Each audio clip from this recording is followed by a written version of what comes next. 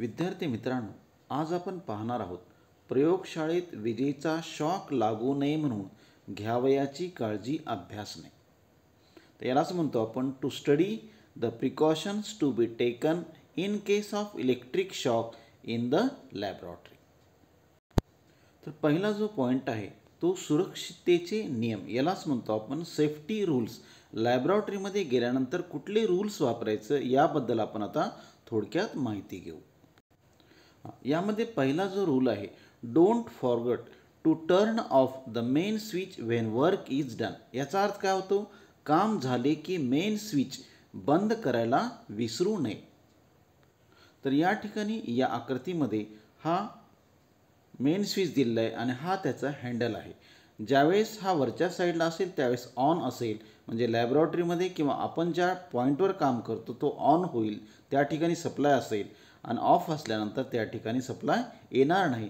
ज्यावेळेस बी आपलं काम पूर्ण होईल त्यावेळेस हा सप्लाय बंद करायला विसरायचं नाही. दुसरा पॉईंट येतो, do not insert or remove the plug pin of any device while the power button is on. म्हणजे विजेचे बटन सुरू असताना कुठल्याही उपकरणाची प्लग पिन लावू नये अथवा काढू नये. दुसऱ्या नियमाचं आता स्पष्टीकरण पहा मित्रांनो, की या ठिकाणी हे बल्ब आहेत, या ठिकाणी हे बल्ब चालू आहेत आणि तुम्हाला इथलं कुठेतरी प्रॉब्लेम आलेला आहे आणि तो तुम्ही दुरुस्त करत आहात. तर दुरुस्त करत असताना इथं बघा, हा मेन स्विच ऑन आहे, म्हणजे या ठिकाणी पॉवर सप्लाय या पॉईंटला येतो. जर तुम्ही ऑन असताना जर काम केलं तर तुम्हाला शॉक लागण्याची शक्यता असतात, तुम्ही शिडीवून पडताल आणि तुम्हाला जखमसुद्धा होऊ शकते. म्हणून या ठिकाणी सांगितलेलं आहे की कुठलंही काम करायचं असेल तर स्विच पॉवर सप्लाय बंद करायचं आणि नंतरच काम करायचं. तिसरा पॉईंट येतो, do not pull the plug wire from the socket. म्हणजेच सॉकेटमधून प्लगची वायर ओढू नये. विद्यार्थी मित्रांनो, या चित्रामध्ये तुम्हाला इमेजमध्ये दाखवले आहे की हा जो विद्यार्थी आहे किंवा हा या ठिकाणी काय दाखवले आहे की वायरला धरून मी पिन ओढत आहे. या ठिकाणी सुद्धा असंच दाखवलं आहे की वायरला धरून मी पिन ओढत आहे. तर हे रॉंग आहे, असं करायचं नाही. कारण की वायर निघू शकतं किंवा डायरेक्टली प्लगमध्ये फॉल्ट होऊ शकतो. तर तुम्हाला या आकृतीप्रमाणे जसं तुम्हाला या पिनला हात धरूनच प्लग काढायचं, इथं सुद्धा त्याचप्रमाणे दाखवलं आहे. तर यातला चौथा पॉईंट आहे, the main fuse of any appliance should not be replaced while the supply is on. म्हणजेच काय, सप्लाय सुरू असताना कोणत्याही उपकरणाचा अथवा मेन्सचा फ्यूज बदलू नये. याचा अर्थ असा होतो की ज्यावेळेस बी तुम्ही एखादं फ्यूज आपलं काम करत असताना गेलं तर त्या ठिकाणी टोटली पॉवर ऑफ करायचं आणि नंतरच त्याचं फ्यूज वगैरे गेलं असेल तर बदलायचं. ऑनमध्ये फ्यूज वगैरे बदलू नये. यातला पाचवा पॉईंट येतो, the shock comes from underground cable contact. म्हणजेच अंडरग्राऊंड केबल संपर्कात आल्यामुळे शॉक बसतो. ज्यावेळेस बी आपण लॅबोरेटरीमध्ये काम करत असताना तर त्या ठिकाणी जर केबलचं आवरण निघालं असेल, इन्सुलेशन निघालं असेल किंवा कुठंतरी स्पार्क प्लग झाला असेल, आवरणामध्ये काहीतरी इजा झाली असेल तर त्या ठिकाणी आपला जर हात किंवा पाय पडला तर आपल्याला शॉक लागू शकतं. तर त्यासाठी तुम्ही काम करत असताना अंडरग्राऊंड जर केबल असेल तर त्या ठिकाणी थोडंसं लक्ष देणं आवश्यक आहे. यानंतरचा पॉईंट येतो, use of insulated bad wires should be avoided. म्हणजेच काय, इन्सुलेशन निघालेल्या खराब वायर्सचा वापर टाळावा. तर या चित्रामध्ये असं दाखवलेलं आहे की या ठिकाणी इन्सुलेशन वायर निघालेला आहे आणि जर इथं इन्सुलेशन वायर तोच वायर जर तुम्ही वापरत असतील तर तुम्हाला शॉक लागण्याची शक्यता असते. म्हणून ज्या वायरचा किंवा ज्या प्लग पिन वायरचा आपण वापर करत आहोत त्यावर इन्सुलेशन व्यवस्थित आहे का हे पहिल्यांदा पाहणं आवश्यक आहे. नेक्स्ट पॉईंट येतो, if the insulation of the wire of the device is leaking, insulation tape should be applied there immediately and only then should the device be handled. याचा अर्थ असं होतं की एखाद्या उपकरणाच्या वायरचे इन्सुलेशन निघाले असेल तर वेळीच तिथे इन्सुलेशन टेप लावावे व नंतरच ते उपकरण हाताळावे. हां, या ठिकाणी इन्सुलेशन या वायरचं निघालं होतं, तर या ठिकाणी वेळीच या ठिकाणी टेप वापरलेला आहे आणि नंतर आपण यावर काम करत आहोत. तर याचा उपयोग असा होतो की आपल्याला याच्यावर जरी पाय पडला, हात लागला तरी आपल्याला शॉक लागण्याची शक्यता खूप कमी असते. तर समजा वायरचं इन्सुलेशन निघाले असेल तर त्या ठिकाणी हलगर्जीपणा न करता वेळीच त्याच्यावर इन्सुलेशन टेप लावावे. यानंतरचा पॉईंट येतो, it should not be used without the knowledge of any weapons or device. याचा अर्थ असं होतो की कोणत्याही हत्याराची किंवा उपकरणाची माहिती नसताना त्याचा वापर करू नये. याचा अर्थ असा होतो की एखादी लॅबोरेटरीमध्ये नवीन उपकरण आहे आणि तुम्हाला त्याची स्टडी होण्याच्या अगोदर जर तुम्ही त्याच्यावर काम करत असताल आणि कुठलेही जर बटन दाबलं तर त्या ठिकाणी तुमचा धोका होऊ शकतो. तर या ठिकाणी हा CRO आहे. तर CROचे बटनाचा जोपर्यंत तुम्हाला अभ्यास होत नाही तोपर्यंत याला ऑपरेट करायचं नाही, कारण की काहीतरी तुम्ही बटन फास्ट करताल आणि या ठिकाणी दुरुस्ती याच्यामध्ये खराबी होऊ शकते. त्यानंतर हा आहे आपला हॉट गन आहे.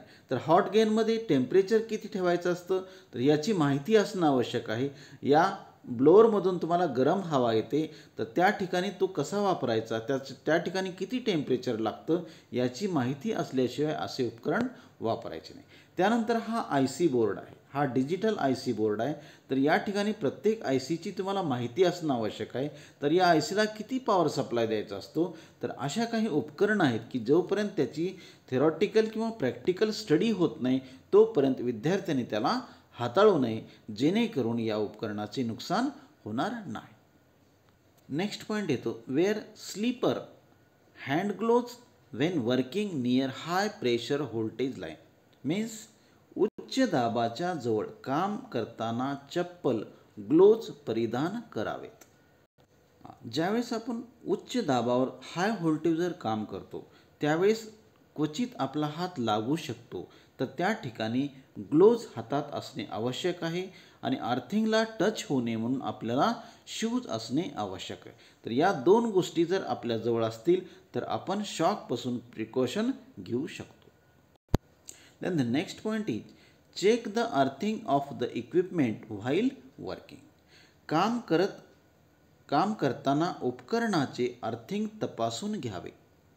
याचा अर्थ असा होतो की ज्यावेळेस आपण एखाद्या उपकरणावर काम करतो त्यावेळेस हे उपकरण अर्थिंग जर असेल आणि चुकून जर आपण फेजवर पॉईंट लागला तर आपल्याला शॉक लागणार नाही.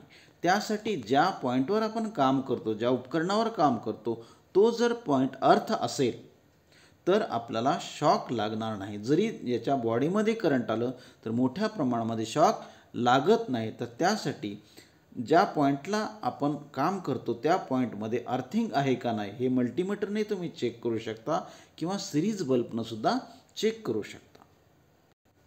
नेक्स्ट पॉईंट येतो, avoid having fun while working. म्हणजेच काम करत असताना गंमत करणे, मस्ती करणे टाळावे. याचं कारण काय सांगायचं की ज्यावेळेस बी आपण एखादं काम करतोय, सोल्डरिंग गरम असेल किंवा हाय पॉवर किंवा आपण 20 व्होल्ट 25 व्होल्ट आपण मेजर करत असताना जर धिंगामस्ती झाली तर त्याचा शॉक लागू शकतो. एखादा हात दुसऱ्याच्या हातावर जातो, दुसऱ्याचा हात आपल्या इलेक्ट्रिक वायरवर जातो तर त्या ठिकाणी धोका होण्याची शक्यता असते. म्हणून लॅबोरेटरीमध्ये किंवा ज्या बी वर्कशॉपमध्ये आपण काम करतो तिथं शांततेनं एकाग्र पद्धतीनं काम करणं आवश्यक आहे. नेक्स्ट पॉईंट येतो, turning on any of the buttons without fully knowledge the device. उपकरणाची पूर्ण माहिती करून घेतल्याशिवाय कुठलीही बटणे फिरवू नयेत. याचा अर्थ असं होतो की समजा हा DC पॉवर सप्लाय, तर हा DC power supply maximum voltage किती आहे या ठिकाणी 30 व्होल्ट आहे आणि तुम्ही एखादा सर्किट वापरतात, तो सर्किट आहे 5 व्होल्टसाठी आणि विद्यार्थ्यांना माहीतच नाही या उपकरणाचं आणि तो हा बटन इन्क्रीज जर केला तर व्होल्टेज 5 व्होल्टपेक्षा जास्त जाऊन हे सर्किट डॅमेज होऊ शकतं आणि आपलं नुकसान होऊ शकतो. आणि या ठिकाणी जर IC लावलेला असेल तर हा सुद्धा शॉर्ट होतो. म्हणून तुम्हाला हा पॉवर सप्लाय वापरायच्या अगोदर माहिती घ्यायची आणि नंतरच या बटनाचा उपयोग करायचा. त्याच पद्धतीनं हा AC डिमर आहे. तर याच्यामध्ये तुम्हाला AC जे व्होल्टेज आहे 0 to 230 व्होल्ट इथपर्यंत तुम्हाला व्हॅरीज करता येतं. तर त्या ठिकाणी तुम्हाला किती व्होल्टेज तुम्हाला आउटपुटला पाहिजे या बटनावर तुम्हाला कमी जास्त करता येतं. तर याची पहिल्यांदा तुम्हाला माहिती असल्याशिवाय या बटनाचा उपयोग करायचा नाही. यानंतर दुसरा भाग येतो इलेक्ट्रिक शॉक लागल्यास करावयाचे उपचार. Treatment in case of electric shock. समजा एखाद्याला लॅबोरेटरीमध्ये इलेक्ट्रिक शॉक लागल्यानंतर या ठिकाणी काय उपचार करायचं याबद्दल आपण आता थोडक्यात माहिती घेऊ. तर यातला पहिला पॉईंट पहा. If a person is found to have received an electric shock, the main switch of the laboratory as well as the building should be switched off first. म्हणजे काय, एखाद्या व्यक्तीला विजेचा शॉक लागल्याचे निदर्शनास येताच प्रयोगशाळेतील तसेच इमारतीचाही मुख्य स्विच प्रथम बंद करावा. समजा एखाद्याला शॉक लागलेला आहे हे तुमच्या लक्षात आलेलं आहे. या ठिकाणी जास्त विचार न करता पहिल्यांदा मेन स्विच बंद करावे. ज्या ठिकाणी आपण काम करतो ते स्विच बंद करावे आणि ज्या लॅबोरेटरीमध्ये सप्लाय येतो तो सुद्धा आपण त्या इमारतीचा सुद्धा स्विच बंद करावा, जेणेकरून शॉक लागलेल्या माणसाला सप्लायपासून दूर ठेवता येईल. Then the second point is the person should be removed immediately with a stick bamboo, but before that you need to wear rubber gloves and sandals. सदर व्यक्तीला ताबडतोब काठीने अथवा बांबूने बाजूला करावे, परंतु त्या अगोदर आपण रबरी हातमोजे घालणे आवश्यक आहे. पायात चप्पलही असणे आवश्यक आहे. तर या ठिकाणी या व्यक्तीला शॉक लागलेला आहे तर त्या ठिकाणी या बांबूमार्फत हे वायर बाजूला केलं जातं, किंवा एखादं वाळलेला लाकूड असेल किंवा एखादी स्टिक्स असेल किंवा रबर असेल किंवा एखादं प्लास्टिकचा रॉड असेल तर याचा उपयोग करून तुम्हाला ते वायर बाजूला करायचं आहे. मेन स्विच बंद करण्याच्या अगोदर जर तुमच्याजवळ हातात काठी असेल तर त्यांना अगोदर बाजूला करायचं, आणि लोखंडी वगैरे इतर कुठली काठी असेल तर त्या ठिकाणी तुमचं हातमोजे असणे आवश्यक आहे आणि बूट चप्पल पायामध्ये असणे आवश्यक आहे. When pulling a person sitting in shock, make sure that no part of your body is touched by the person. म्हणजे काय, शॉक बसलेल्या व्यक्तीला बाजूला ओढताना आपल्या शरीराच्या कोणत्याही भागाचा त्या व्यक्तीस स्पर्श होणार नाही याची काळजी घ्या. आता एखाद्या व्यक्तीला इथं शॉक लागलेला आहे तर या ठिकाणी बांबूच्या साह्याने हा व्यक्ती या वायरला काढतो आहे, पण या वायरला काढत असताना सुद्धा तुमच्या हातामध्ये हातमोजे, पायामध्ये बूट असणे किंवा चप्पल असणे आवश्यक आहे, जेणेकरून याला जर तुम्हाला स्पर्श करायचा असेल तर त्याच्या अंगातलं जे इलेक्ट्रिक करंट आहे ते तुम्हाला लागू नये. नेक्स्ट पॉईंट येतो, you should call A doctor or ambulance immediately without panic. म्हणजेच आपण स्वतः घाबरून न जाता ताबडतोब डॉक्टर किंवा ॲम्ब्युलन्सला बोलवावे. तर या ठिकाणी ह्या व्यक्तीला जर शॉक लागलेला असेल तर या ठिकाणी घाबरून जायचं नाही. घाबरून न जाता डॉक्टरला किंवा इतर व्यक्तीच्या साह्याने आपण डॉक्टरपर्यंत याला लवकर कसं पोहोचता येईल, ॲम्ब्युलन्स कसं बोलवता येईल, इतर साधनामार्फत याला लवकरात लवकर डॉक्टरकडे पोहोचायचं आहे. Next point, if the person is having trouble breathing, give artificial respiration immediately. म्हणजेच त्या व्यक्तीला श्वास घ्यायला त्रास होत असेल तर त्वरित कृत्रिम श्वासोच्छ्वास देत राहावा. तर या ठिकाणी शॉक लागलेल्या व्यक्तीला जर त्रास होत असेल तर श्वासोच्छ्वास घेण्यासाठी याच्या छातीवर थोडंसं प्रेशर कंपन्स द्यावे, जेणेकरून श्वासोच्छ्वास घेण्यात थोडीशी मदत होईल. किंवा जर याला खूपच त्रास असेल तर आपण तोंडात तोंड घालून तुमच्या तोंडाच्या मार्फत त्याच्या तोंडामध्ये हवा टाकणं किंवा बाहेर काढणं करावं लागेल. कारण की या ठिकाणी ॲम्ब्युलन्स किंवा डॉक्टर्स याला उशीर होत असेल तर तुम्हाला या युक्ती तुम्हाला कराव्याच लागतील. Care should be taken not to put pressure on burned or fractured area of the patient. म्हणजेच रुग्णाच्या जळालेल्या अथवा फ्रॅक्चर झालेल्या भागावर भार पडणार नाही याची काळजी घ्यावी. याचाच अर्थ असा होतो की एखाद्या व्यक्तीला जर फ्रॅक्चर झाला असेल तर त्याला आणखी जास्त इजा होऊ नये म्हणून त्याला व्यवस्थित ठिकाणी किंवा व्यवस्थितपणे त्याला डॉक्टर येईपर्यंत त्याची काळजी घ्यावी. Next point, dressing should be done on severe burns if possible, but if the cloth is stuck on the wound do not leave it, cut the cloth on the side of the wound. म्हणजे गंभीर भाजलेल्या जागी शक्य असेल तर dressing करावे, परंतु जखमेवर कापड चिकटले असेल तर ओढू नये. जखमेच्या बाजूचे कापड कापून काढावे. तर या ठिकाणी या व्यक्तीला थोडंसं भाजलेलं आहे किंवा या ठिकाणी थोडंसं रक्त निघत असेल तर याला तुम्हाला आयोडीन किंवा इतर गोष्टी मलम असेल तर त्या ठिकाणी प्रथमोपचार करावा.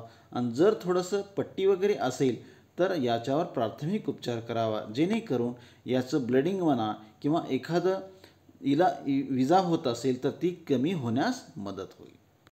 यानंतर आपण तिसरा पॉईंट पाहणार आहोत, आग लागण्याची कारणे, कॉजेस ऑफ फायर. म्हणजे या ठिकाणी जर शॉर्ट सर्किटमुळे किंवा इतर काही लोडिंगमुळे जर आपल्या लॅबॉरेटरीमध्ये, वर्कशॉपमध्ये किंवा घरामध्ये जर आग लागली तर त्या ठिकाणी आपण काय करायला पाहिजे याचा आपण आता अभ्यास करू. पहिला पॉईंट आहे, fires can occur if there are flammable substances near the power supply switch, for example diesel, kerosene, petrol. म्हणजे विद्युत पुरवठ्याच्या स्विचजवळ ज्वालामुखी पदार्थ उदाहरणार्थ डिझेल, रॉकेल, पेट्रोल असतील तर आग लागू शकते. याचा अर्थ काय होतो की स्विचजवळ, स्विच म्हणजे काय, ज्या ठिकाणी तुम्हाला पॉईंट एकावर एक आदळला जातो किंवा बाजूला सरकतो. म्हणजे ज्यावर पॉईंटला पॉईंट चिटकतो त्यावेळेस या ठिकाणी थोडीशी स्पार्किंग होते आणि ही स्पार्किंग जर मोठी झाली आणि त्याच्या बाजूला जर डिझेल, पेट्रोल असेल तर त्या ठिकाणी आग लागू शकते. तर असे पदार्थ या स्विचिंग पॉईंटच्या जवळ ठेवू नयेत. तर या इमेजमध्ये तुमच्या लक्षात येईल की या ठिकाणी स्पार्किंग झालेली आहे. तर या स्पार्किंगच्या जवळ तुम्हाला डिझेल, केरोसिन, पेट्रोल असे फ्लेमेबल जे पदार्थ आहेत ते असू नयेत. त्यामुळे काय होईल की या ठिकाणी आग वाढवण्यास मदत होईल किंवा अशा पदार्थाच्या संपर्कात जर इलेक्ट्रिक पॉईंट आला किंवा शॉकिंग पॉईंट आला तर या ठिकाणी 100% आग वाढू शकते. तर या ठिकाणी आग लागण्याचं दुसरा एक कारण असू शकते, फ्युजेस in the main power supplies. Fuse can be cause A fire if not used properly. म्हणजे काय, मुख्य विद्युत पुरवठ्याच्या फ्यूजमध्ये योग्य तार न वापरल्यामुळे आग लागण्याची शक्यता असते. याचा अर्थ असं होतो की आता या ठिकाणी पहा, लोडिंग बघा, या ठिकाणी लोडिंग पहा. तर या लोडिंगच्या प्रमाणे जर या फ्यूजमध्ये, एखाद्या फ्यूजमध्ये जर फ्यूज वायर जर नसेल तर यावर लोड येऊ शकतो आणि या ठिकाणी स्पार्किंग होऊन आग लागू शकते. तिसरे कारण आहे की शॉर्ट सर्किटमुळे आग लागते. This fire is caused by a short circuit. म्हणजे दोन वायरमध्ये किंवा एकत्र आले तर त्या ठिकाणी स्पार्किंग होते आणि आग लागू. तर या ठिकाणी बघा, हे लोडिंगमुळे या ठिकाणी काय होईल, दोन वायर एकत्र आले आहेत, स्पार्किंग झाले आणि आग लागत आहे. इथं सुद्धा त्याच पद्धतीनं आहे, वायर लिकेज झालेलं आहे, दोन वायर एकत्र आलेले आहेत, आपण याकडे लक्ष नाही दिलं त्यामुळे इथं स्पार्किंग होऊन आग लागते. चौथा पॉईंट येतो, this fire can be caused by loose connection or overloading. तर लूज कनेक्शन अथवा ओव्हरलोडिंगमुळे ही आग लागू. तर आकृतीत दाखवल्याप्रमाणे इथं पहा, एकाच पॉईंटवर 5 अँपिअर या पॉईंटवर तुम्ही किती लोडिंग दिलेलं आहे. तर यामध्ये काय होतं, या वायरवर लोड येतो आणि स्पार्क होतं. तर ही स्पार्किंग होऊन आग अशा पद्धतीनं लागू शकते किंवा मोठे जर उपकरण असेल तर मोठी आग लागते. त्यांचा तिसरा पॉईंट आहे की आग विझवताना घ्यावयाची दक्षता. म्हणजे लॅबॉरेटरीमध्ये जर आग लागलेली असेल किंवा आपल्या घरामध्ये असेल किंवा वर्कशॉपमध्ये असेल, ज्या ठिकाणी आपण काम करतो त्या ठिकाणी जर इलेक्ट्रिकमुळे आग लागली असेल तर ती कशी विझवायची, त्या ठिकाणी कशी दक्षता घ्यायची याबद्दल आता आपण अभ्यास करू. विद्युतमुळे आग लागल्यास पाण्याचा वापर करू नये. Water should not be used in case of fire due to electricity. याचा अर्थ काय होतो, जर इलेक्ट्रिक शॉर्ट सर्किट किंवा इतर पॉईंटनं ओव्हरलोडिंगनं जर आग लागली असेल तर त्या ठिकाणी पाण्याचा वापर करायचा नाही. तर या ठिकाणी चित्रामध्ये तुम्हाला दाखवलेलं आहे की इथं वॉटर बॉटलला क्रॉस केलेला आहे. याचा अर्थ काय, या ठिकाणी वॉटर तुम्हाला वापरायचं नाही. नेक्स्ट पॉईंट आहे, in case of fire due to short circuit sand should be used to extinguish it. म्हणजे शॉर्ट सर्किटमुळे जर आग लागल्यास ती विझवण्यासाठी पाण्याऐवजी आपण काय वापरायचं आहे, वाळू वापरावी. तर या ठिकाणी अशा आपल्या वर्कशॉपमध्ये वाळू भरलेले असे बकेट्स असतात किंवा हा गॅस भरलेला आपल्याकडे सिलेंडर असतो. तर याचा उपयोग करून आपण ही जी आग आहे ही विझवण्याचा प्रयत्न करत. तर या ठिकाणी वॉटर जे आहे ते आपल्याला वापरायचं नाही. समजा जर आग लागलेलीच आहे तर यासाठी आग लागल्यानंतर पहिल्यांदा तुम्हाला जो काही पुरवठा असेल, इलेक्ट्रिक विद्युत पुरवठा असेल, तो खंडित करायचा आहे, म्हणजे बंद करायचं आहे आणि नंतर आग विझवण्याचा प्रयत्न करायचा आहे. कारण की जर तुम्ही चालू इलेक्ट्रिक सप्लायमध्ये जर तसा प्रयत्न केला तर परत तुम्हाला शॉक लागण्याची शक्यता असते. Try to extinguish the fire only after disconnecting the power supply first. तर या इमेजमध्ये असं लक्षात येईल, समजा जर इलेक्ट्रिक विद्युत ओव्हरलोडिंगमुळे किंवा कशामुळे जर आग लागलेली असेल तर पहिल्यांदा हा जो मेन स्विच आहे तो बंद करायचा. Next point, if this is not possible the power supply should be disconnected with the help of an insulated pliers.